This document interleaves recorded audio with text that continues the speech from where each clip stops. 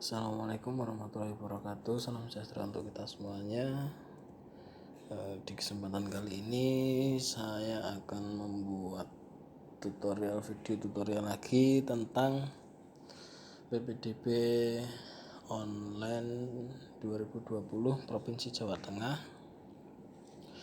Nah, di sini saya akan membuatkan yang versi HP Android karena kemarin banyak permintaan dari teman-teman semua untuk membuatkan tutorial PPDB online 2020 Provinsi Jawa Tengah jenjang SMK menggunakan HP Android. Nah, langkah yang pertama di sini kita masuk dulu. Saya menggunakan Google Chrome. Kemudian kita masuk ke search engine Google seperti biasanya, kita ketikkan demo PPDB Jateng, kemudian klik search. Ini sudah keluar. Nah, ini paling atas sudah ada siap PPDB online, kita klik saja seperti biasanya.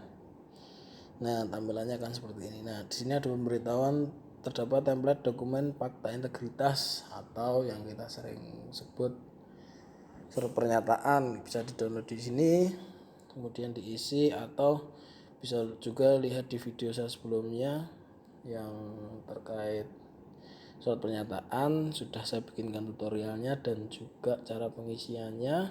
Di situ juga ada link Google Drive untuk mendownload template MS Word-nya, tinggal ngetik aja, tinggal edit saja.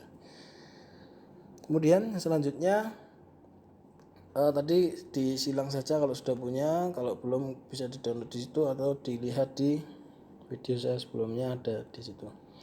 Kita masuk yang jenjang SMK. Nah, di sini saya akan menjelaskan jenjang SMK.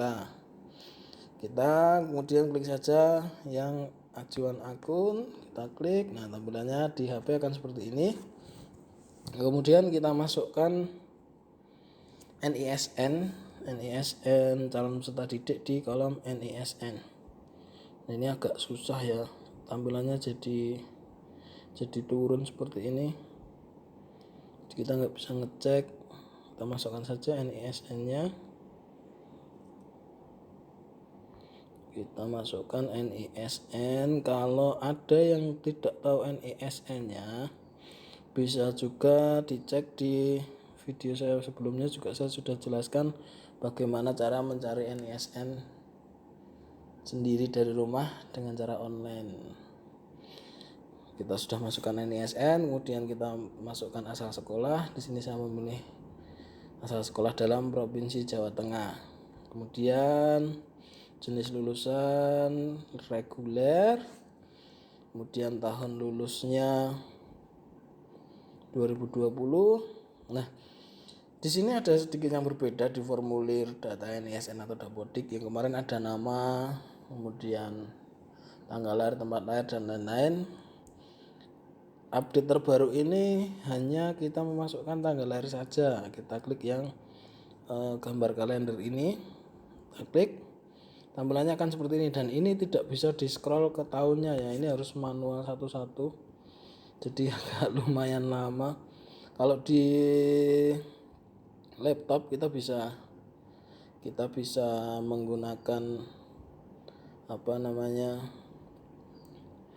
diklik tanggalnya, itu nanti langsung bisa kita nyari ke tahun berapa di situ. Nah, kita masukkan tanggal lahir calon peserta didik tersebut sesuai yang ada di data Dapodik. Setelah itu klik style. Oke, sudah masuk di sini. Mohon maaf,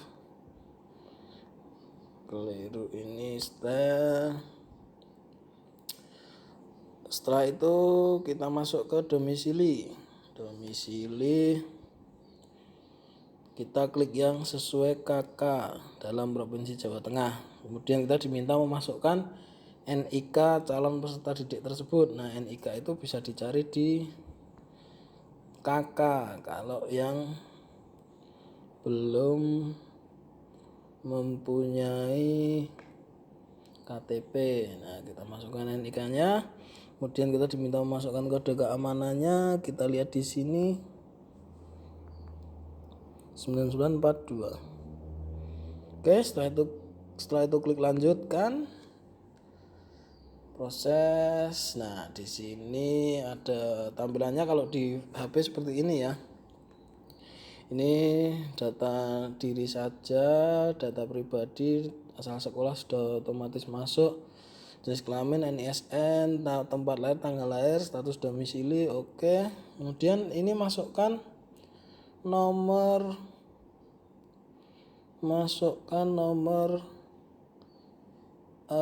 HP calon peserta didik bisa atau orang tua bisa. Pastikan nomor tersebut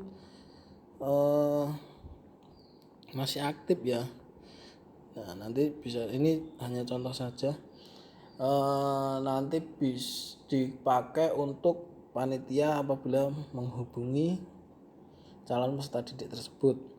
Kemudian tanggal dikeluarkan kartu keluarga ini bisa dilihat di KK, di bawah itu ada tanggal KK-nya tanggal berapa. Sini saya contohkan misalkan 2017, misalkan ini ya. Nah, kemudian ini atau tanggal mulai tinggal domisili sesuai SKD. Nah, barusan ada Vikon rapat dengan Provinsi Jawa Tengah, bahwasanya di situ bukan diisi tanggal SK keterangan domisili, tapi di situ di SKD itu diterangkan bahwasanya siswa atau calon siswa itu tinggal atau berdomisili di situ sejak kapan. Jadi perlu diketahui ini tidak diisi tanggal SK domisilinya, tapi kapan casis itu tinggal atau berdomisili di situ. Kemudian kita masuk ke tab berikutnya, informasi tambahan. Di situ status domisili siswa sesuai kartu keluarga sudah, anak tenaga kesehatan penanganan COVID-19 bukan, kita pilih yang bukan. Kemudian ini ada nomor KK-nya sudah masuk, di sini juga. Kemudian ini status siswa miskin bukan siswa miskin misalkan. Kemudian status perpindahan orang tua atau tugas orang tua tidak, karena ini sebenarnya ini dipakai untuk SMA ya. Nah, kemudian kita masukkan nilai rapot. Nah, nilai rapot ini perlu diketahui, banyak juga yang tanya di kolom komentar kemarin yang terkait video kemarin, PPDB kemarin itu sudah terlanjur dibuat skala 1 sampai 100. Nah, di sini kita dikonversi saja nanti menjadi skala 1 sampai 10. Dan diakomodir 2 angka di belakang koma. Misalkan nilainya 7,45 misalkan. 7,45 untuk nilai bahasa Indonesia, kemudian nilai matematikanya 7,25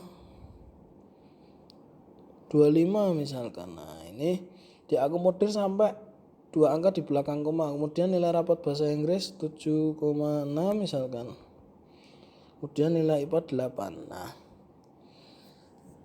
kemudian ke nilai kejuruan sekarang. Nilai kejuruan apabila anak tersebut mempunyai nilai prestasi kejuruan, tinggal masukkan saja, kita pilih yang tertinggi. Apabila ada beberapa bidang atau bidang yang lain, misalkan nilai kejuruan pertama itu juara kabupaten, misalkan kita pilih kejuaraan kabupaten tingkat provinsi juara 3 di bidang bulu tangkis misalkan, kan di bidang olahraga.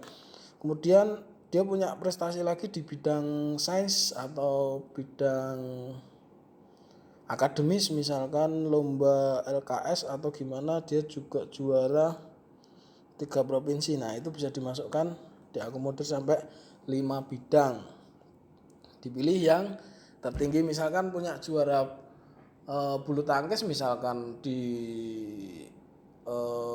kabupaten, tingkat provinsi, nah itu dipilih yang tingkat provinsi, yang tingkat tertinggi. Kemudian kalau dia juga punya di bidang lain, tinggal dimasukkan ke nilai kejuaraan 2, 3 dan seterusnya sampai 5 pilihan bidang kejuaraan. Di sini kita tidak memiliki kejuaraan, kemudian ini juga tidak memiliki kejuaraan sampai kita pilih sampai nomor 5. Oke, selesai. Nah, untuk nilai akreditasi sekolah itu otomatis terisi dari SMP mana nilai akreditasinya A, B atau C atau bahkan belum terakreditasi, itu di sini langsung otomatis terisi. Jadi kemarin beberapa yang nanya nilai akreditasinya gimana, nah itu otomatis terisi. Apabila ada yang salah, silahkan lapor ke sekolah itu. Nanti mungkin di sekolah itu nanti bisa difasilitasi untuk lapor ke cabang dinas pendidikan. Seperti itu, nanti dilaporkan ke cabang dinas pendidikan untuk dilakukan perbaikan. Setelah selesai, kita klik lanjutkan saja. Nilai rapot Inggris harus diisi antara 0 sampai 10. Oh, mohon maaf, ini ada yang salah. Nilai bahasa Inggris, oh iya, ini harus ada titiknya ya, atau koma, menggunakan titik ini. Kemudian lanjutkan. Setelah kita perbaiki, nah sudah tampilannya seperti ini. Ajuan akun, cek verifikasi akun. Nah ini data pribadi, silahkan dicek, dipastikan kebenarannya. Ini termasuk nilai dan kejuaraan, karena di situ nanti ada surat pernyataan yang menyatakan apabila melakukan manipulasi data akan bersedia dikeluarkan dari sekolah walaupun sudah statusnya diterima. Kemudian kalau setelah selesai, klik setuju dengan pernyataan di atas, klik sampai checklistnya keluar, kemudian klik lanjutkan. Nah, tampilannya akan seperti ini. Jadi ini sudah hijau selesai. Jadi ketika ini sudah selesai, kita mengajukan akun untuk PPDB online tahun 2020. Yang ini jenjang SMK ya, di Provinsi Jawa Tengah. Kemudian cetak bukti ajuan akun. Nah, sudah keluar seperti ini. Ini nanti dicetak. Kalau kita menggunakan, ini saya menggunakan Google Chrome yang versi terbaru ya, itu sudah ada menunya simpan sebagai PDF. Nah kemarin banyak pertanyaan dari CASIS juga, Pak, apakah ini nanti di print ataukah boleh di screenshot atau bagaimana. Nah ini saya menggunakan Google Chrome yang versi terbaru, itu sudah ada menu simpan sebagai PDF. Nah di sini. Nah kemudian di sini ada, di atas ini ada bulatan kuning, yang itu tanda untuk mendownload. Nah ini tinggal kita klik saja, otomatis masuk ke download. Nah kita mau simpan di mana, misalkan kita simpan ke, atau buat folder sendiri PPDB misalkan, nanti digunakan untuk menyimpan menyimpan surat pernyataan dan juga bukti cetak akun, ajuan akun. Klik saja yang kita buat tadi folder baru, kemudian kita klik simpan. Nah otomatis ini sudah tersimpan di HP kita. Jadi nanti kalau punya print sendiri silahkan di print, kalau tidak nanti itu filenya bisa diprintkan di rental komputer atau di warnet atau di mana, monggo silahkan.